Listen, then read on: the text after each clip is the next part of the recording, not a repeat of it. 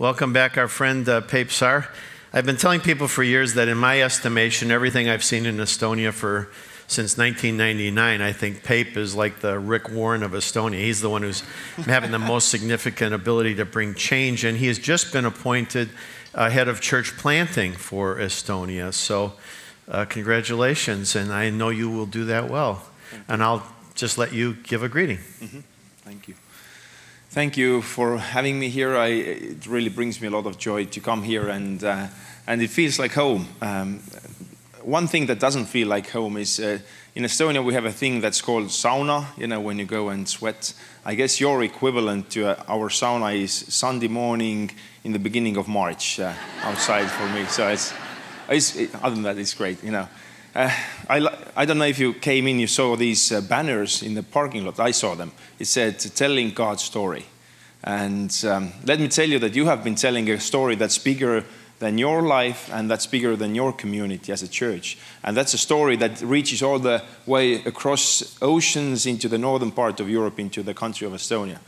And as a country, we have had a difficult past throughout centuries, and the Christianity isn't very big, and it's one of the secular countries and secular places in the world. But you have been bringing change, and we have, when we have looked into the numbers of what's going on in the evangelical churches, we have come to the conclusion right now that church planting anymore isn't a growth strategy for our country, but actually it's a survival strategy. Because if nothing changes, then the numbers show that in 15, 20 years, 50% of all the evangelical churches will be gone from the picture.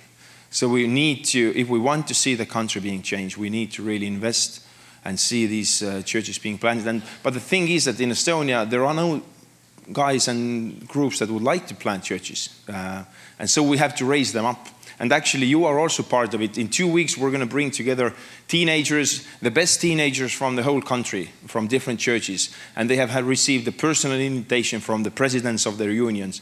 And we're going to treat them as they are the next church planters. So we're going to invest in them and tell them that we believe in them. And they are the ones who will carry on the Christianity in this country. So that's even one of the little stories that you are part of. And when I thought, what could I leave you with?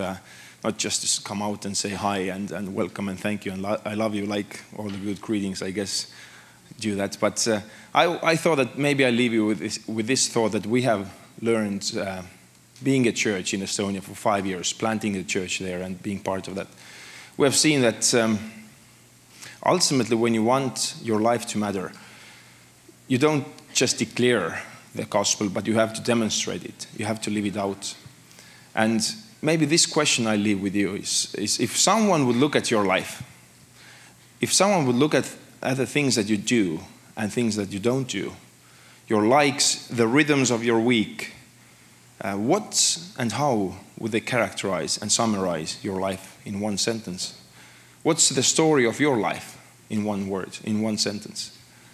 I love how Wack says that following God and loving people. I hope that characterizes you and me. But I also wish that this would be true of all our lives, that we would live a life that demands a gospel answer. That when people look at you and me, they would say that that doesn't make sense a part of the gospel. And that's my wish for you. That you would be living in a story that's bigger than you, that's a story that's bigger than even this church. And you have been doing that. And I know that one day it will be so fun when we are at our true home with our Heavenly Father, when we actually see all the connections, all the little stories that have been part of our lives and what God has been doing. And thank you so much. We love you guys, and it's always a pleasure to be here. God's blessing.